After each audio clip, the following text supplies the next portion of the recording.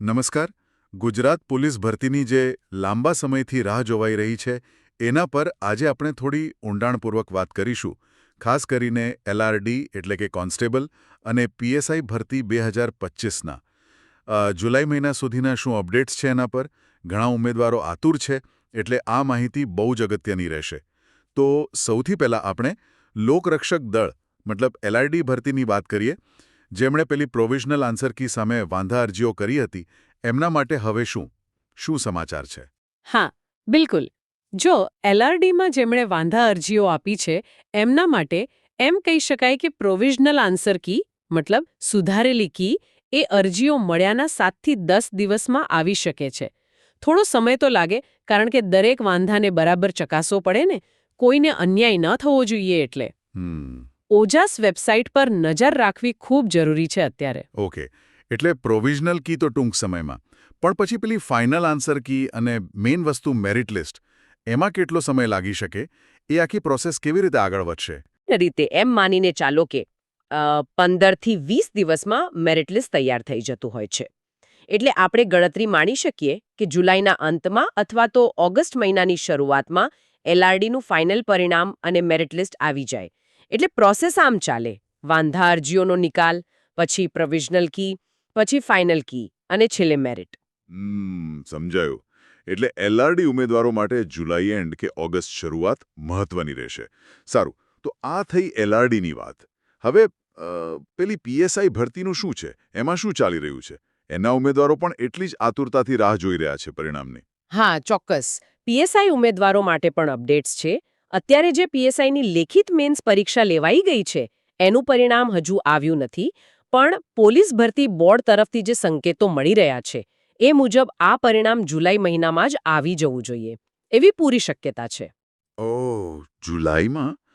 પણ પીએસઆઈમાં તો પેલું અલગ છે ને, મતલબ ફાઇનલ મેરિટ ખાલી લેખિત પર નથી બનતું ને? બિલકુલ સાચું પકડ્યું. હા, પીએસઆઈમાં ફાઇનલ મેરિટ લિસ્ટ માટે તમારી લેખિત પરીક્ષા અને ફિઝિકલ પરીક્ષા આ બંનેના માર્ક્સ ધ્યાનમાં લેવાય છે. આ મોટો તફાવત છે એલઆરડી અને પીએસઆઈ વચ્ચે. એટલે ભલે મેઇન્સનું પરિણામ જુલાઈમાં આવી જાય, પણ પછી બંનેના માર્ક્સની ગણતરી થશે અને પછી ફાઇનલ મેરિટ લિસ્ટ બનશે. આ બધી ગણતરીઓ જોતા ફાઇનલ મેરિટ લિસ્ટ ઓગસ્ટ મહિના સુધીમાં આવે એવી સંભાવના દેખાઈ રહી છે. દરેક સ્ટેજનું પોતાનું વેટેજ છે. અચ્છા, એટલે એલઆરડી અને પીએસઆઈ બંને માટે ઓગસ્ટ મહિનો નિર્ણાયક સાબિત થઈ શકે છે એમને? એલઆરડી માટે પ્રોવિઝનલ કી જલ્દી, પણ ફાઇનલ મેરિટ જુલાઈ એન્ડ કે ઓગસ્ટ સ્ટાર્ટ, અને પીએસઆઈનું મેન્સ રિઝલ્ટ જુલાઈમાં, પણ ફાઇનલ મેરિટ છેક ઓગસ્ટમાં. ઉમેદવારો માટે આ સમય ખરેખર શું કહેવાય, કસોટી ભર્યો હોય છે માનસિક રીતે. ચોક્કસપણે. જુઓ, આ જે તારીખો આપણે કહી રહ્યા છીએ એ એક અંદાજ આપે છે. થોડી રાહત પણ આપે છે કે કંઈક પ્રોસેસ ચાલી રહી છે. પણ હા, એ યાદ રાખવું બહુ જરૂરી છે કે આ બધું અંદાજિત સમયપત્રક છે. ઘણીવાર કોઈ વહીવટી કારણોસર કે બીજા કોઈ પરિબળોને લીધે ફેરફાર થઈ શકે છે. આપણે નકારી ના શકીએ. તો પછી આ જે અનિશ્ચિતતા છે એની વચ્ચે ઉમેદવારોએ શું કરવું જોઈએ? એમને શું ધ્યાન રાખવું જોઈએ? મારું માનવું છે કે સૌથી અગત્યની વસ્તુ છે કે સત્તાવાર જાહેરાતો પર જ વિશ્વાસ કરવો. એટલે કે ઓજાસ વેબસાઇટ કે ભરતી બોર્ડની ઓફિશિયલ જાહેરાત.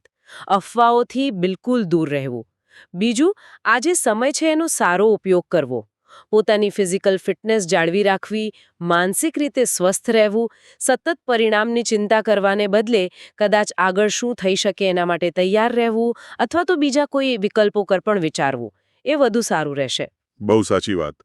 ધીરજ અને સચોટ માહિતી પર ધ્યાન આપવું જરૂરી છે. આશા રાખીએ કે બધા ઉમેદવારોને એમની મહેનતનું ફળ જલ્દી મળે. બિલકુલ. અને હા, અહીંયા એક વિચારવા જેવો મુદ્દો એ પણ છે કે ભવિષ્યમાં આ ભરતી પ્રક્રિયાઓ વધુ પારદર્શક અને શું કહેવાય, સમયસર પૂરી થાય એ માટે શું પગલાં લઈ શકાય એના પર પણ વિચાર થવો જોઈએ, જેથી આટલી લાંબી રાહ જોવાનો સમય ઓછો થાય અને ઉમેદવારોનો સિસ્ટમ પર વિશ્વાસ જળવાઈ રહે.